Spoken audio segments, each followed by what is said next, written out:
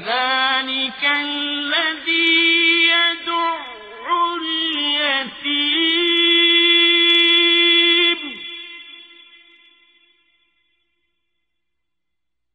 ولا يحض على طعام المسكين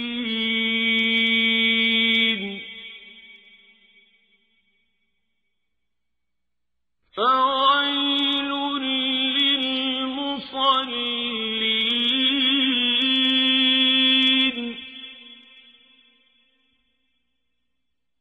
الذين هم عن صلاتهم ساهون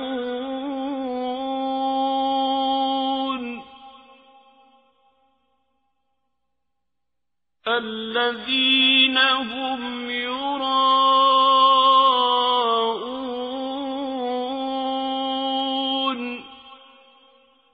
ويمنعون الماعون.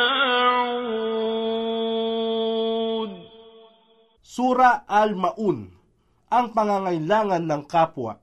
Sa ngalan ng Allah ang mahabagin, ang maawain.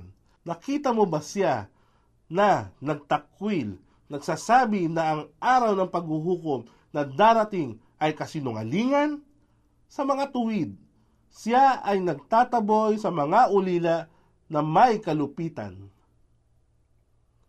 Isinalaysay ni Sahal bin Sa'ad, ang sugo ng Allah, ay nagsabi, "Ako at ang taong lumingap sa isang ulila at nangalaga sa kanyang papasok sa paraiso ng katulad nito, at pinagdikit niya ang kanyang hinlalaki at hintuturo." Sahih Bukhari, Volume 8, Hadith bilang 34. At hindi nanghihikayat sa pagpapakain ng mga dukha.